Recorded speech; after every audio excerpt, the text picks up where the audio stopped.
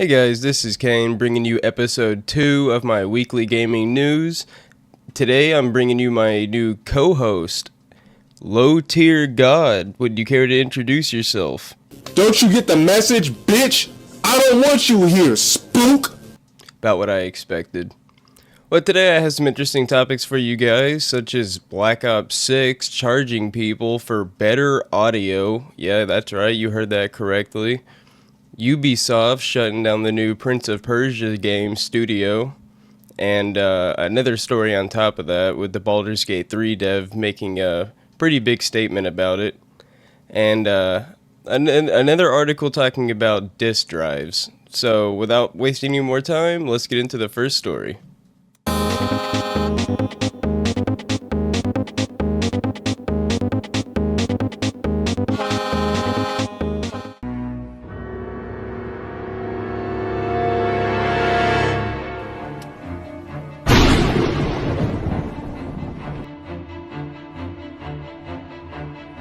You are a worthless, bitch-ass nigga.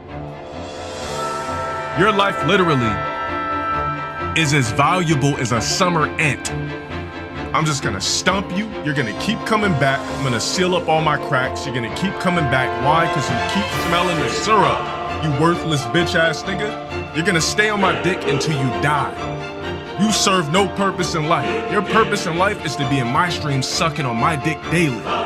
Your purpose in life is to be in that chat blowing a dick daily. Your life is nothing. You serve zero purpose. You should kill yourself now and give somebody else a piece of that oxygen and ozone layer that's covered up so that we can breathe inside this blue trapped bubble. Because what are you here for? To worship me? Kill yourself. I mean that with 100%, with 1,000%. So just when you thought these greedy scumfucks over at the Call of Duty studios couldn't find more ways to gouge your wallet, you'd be wrong, because they found yet another. Things we would have merely joked about in the past, such as paying separately for audio packs, may soon be a reality after reading this. So let me share a little bit of this article with you guys. For players looking to get a much better audio solution in Call of Duty Black Ops 6, there is an option to use spatial audio. This allows the game to properly map out sounds in a 3D space, making the game more immersive and realistic in a typical surround output. The game Enhanced Audio Mode brings with it a universal HRTF profile for the average user. However, those who want a personalized profile that is more suited to their ear shape, something some PlayStation 5 games do for free, they will need to pay extra. So not just is this already something free for PlayStation 5 users, the fact that we are having to pay extra for pay-to-win audio packs is fucking absurd to me, and it honestly feels like I'm living in a different timeline. Something went wrong and we're living in the Bernstein-Burrs timeline. So basically what this pack does is it gives you 3D audio surround sound so you can more accurately dictate where footsteps and gunshots are coming from. And if you play first-person shooters, then you know what a game changer that is and how important audio is in these types of games. So this if you plan to play the multiplayer of this game seriously, this pack almost seems like it's a must-have for anybody that cares about their KD and bullshit like that. I personally wasn't able to find exactly how much this pack is online for some reason, but knowing these fuckers, it wouldn't surprise me if it was somewhere around the $20 to $30 price mark, just like everything else in their in-game store. And I have a problem with Call of Duty is a full price $70 game. In my opinion, a $70 game should not be allowed to have skin packs that are $20 to $30 for something as simple as changing the way your operator looks or a gun camo. But I personally boycotted the Call of Duty games after, well, first off with how greedy they are, but on top of that, after they backtrack on their word to stop making Call of Duty an annual franchise and to start taking a 2-year break so you can improve the formula and make bigger improvements. But you see how that played out. They couldn't keep up with that for even a year. Call of Duty is nothing more to, these guys have no passion for making these games, and Call of Duty to these people is ultimately nothing more than a yearly money machine. And I have zero sympathy for all you fucking idiots out there that buy these expensive skin packs only for them to then become instantly irrelevant the next year when a new Call of Duty comes out and all your skins don't carry over. It says here a dash of backlash. Like, no guys, we do not need a dash of backlash. We need a shit ton of backlash. The only way to stop shit like this from being pushed even harder and becoming a reality, because if you think they're gonna stop here, then hell no. If people buy this, then they're just gonna tell them that it's okay, and then before you know it, you're gonna have to pay separately for your options menu. How about you, low tier god? Do you have anything to say about the bleak future of the gaming industry? I'm not a regular black. I pay rent that's a cool price. I don't live in no... Okay, well, I think that's just about enough of that.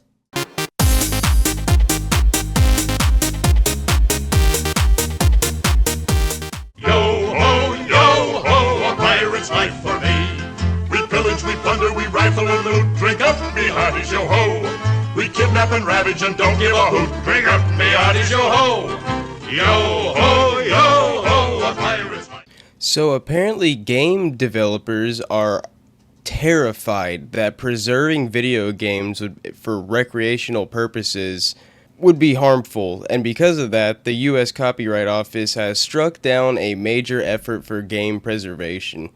And if you don't think you care about this, then you should care about this, because this affects gamers as a whole. And honestly, if you read this, then you should instantly know that if just by looking at the game store, that the reason for this is so that they can resell you a digital copy, of course not physical, but so they can resell you a digital copy for full price, $60, as if it's a AAA game. Whereas when you and me were a kid growing up, I remember being able to go to GameStop and getting a used game for cheaper. Whereas nowadays, if you hop onto eBay, you'll see people reselling scalped games for fucking triple the price, hundreds of dollars, as if they're a collectibles item. And this is all coordinated. This is not an accident, but let's read a little bit of the article. So a 3-year fight to help support game preservation has come to a sad end today. The U.S. Copyright Office has denied a request for a DMCA exemption that would allow libraries to remotely share digital access to preserve video games. So, kind of like emulation, but instead of it being illegal, it would be a library that you could go to play these legacy games, games that are being resold as collectibles by fucking degenerates of the earth, scalpers. Scalpers need to be scalped.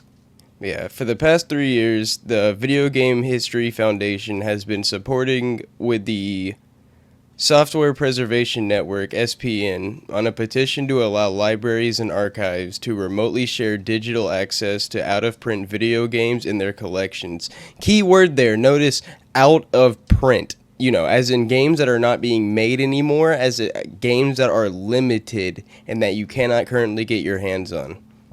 VGHF explains in its statement, under the current anti-circumvention rules in section blah blah blah blah who the fuck cares of the DMCA, libraries and archives are unable to break copy protection on games in order to make them remotely accessible to researchers.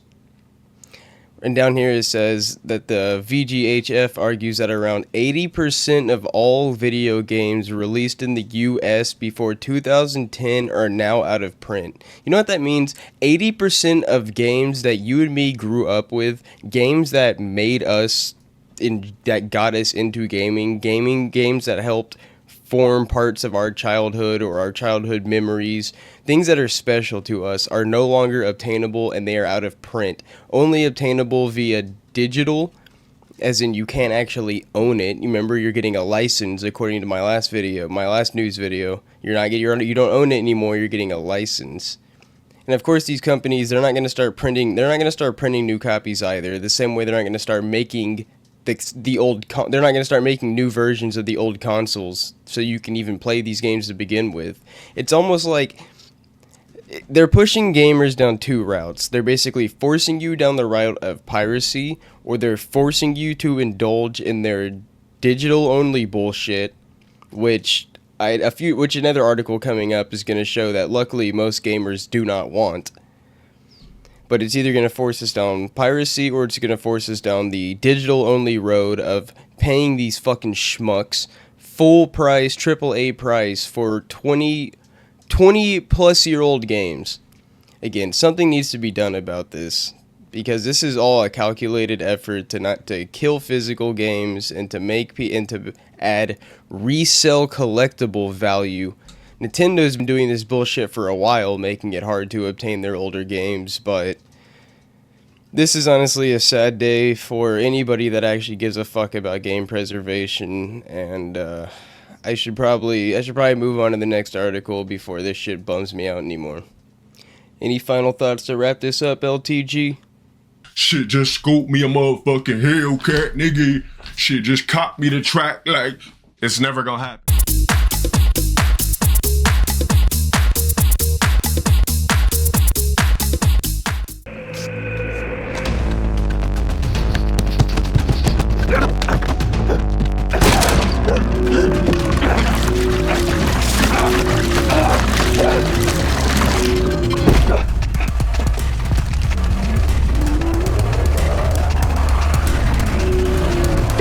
Stop what you're doing, trying to face me! You wanna know what he did? You wanna hear about it? Jesse, put out the lighter. He can't keep getting away with it! He can't keep getting away with it! He won't.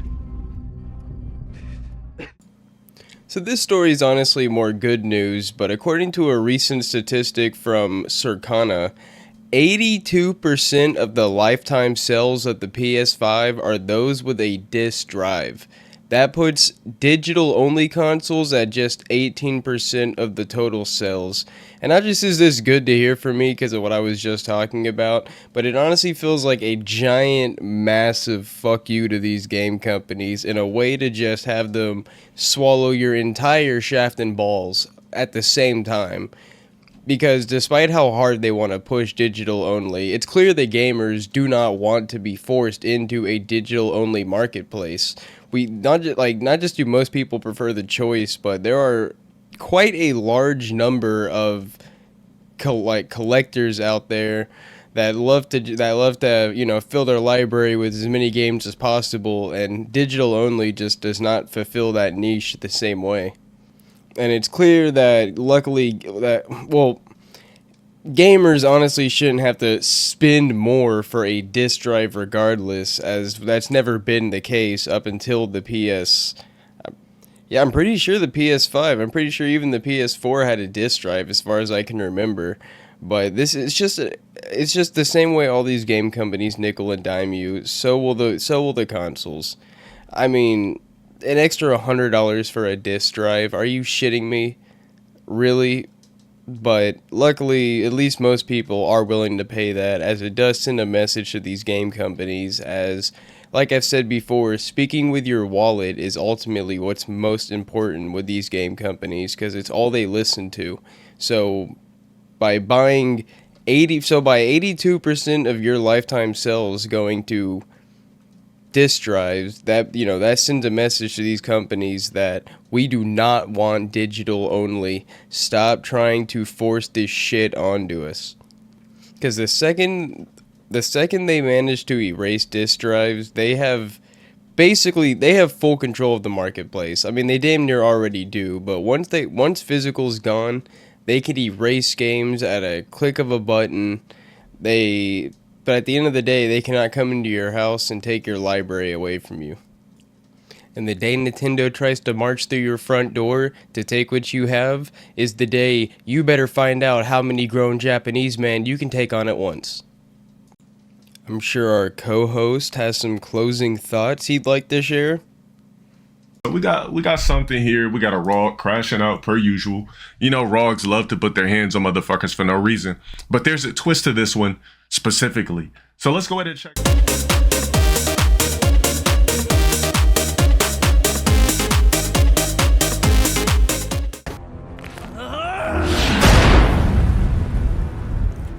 Money, money, money, money. So if you've been keeping up with Microsoft any this year, then you know that they have had a lot of layoffs in the thousands. Entire divisions have been wiped, entire studios have been deleted, and yet, despite that, this soul-sucking, vampiric-looking swine named Satya Nadella, who both looks and sounds like a husk of a Dark Souls villain, is up 63% this year from last, making a whopping $73 million. The huge boost to Nadella's pay in both cash and stock announced at Microsoft last night comes after a positive year overall for the company's financial revenues, but a turbulent 12 months for its employees. No shit. And that's because, no surprise, these massive mega corporations couldn't give a rat's ass about their employees, and they're more concerned with, why make some money when we can make all the money? I mean, just look at this man's eyes. There is no soul behind those eyes. He looks like in I think it's Dark Souls 1 or is it Dark Souls 2 where you go soulless. Yeah, you get hollowed. This dude is hollowed. He is hollowed both inside and out. And quite frankly, I think the world would probably be a better place if we fired him out the end of a cannon. That's just my suggestion, though. Considering that in January alone, there was 1,900 layoff before a further 650 Xbox employees were shown the door in September. And look at this, and they're up a total of $3 trillion as it works to capitalize on the rise of AI. Oh wow, no surprise, Microsoft is doing all they can to make even more money from something questionable to say the least, and I'm sure they'll get rid of as many people as possible if they can be replaced with any form of AI, or if they can just show them the door right before the holidays.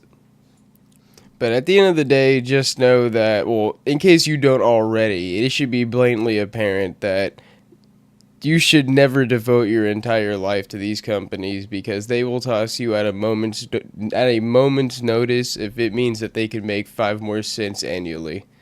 So let's get this absolutely soulless golem off my screen and move on to the next topic. So how about you, low tier god? You gotta have something to say about this fantastic human being. I would have had them motherfuckers snoring on the ground.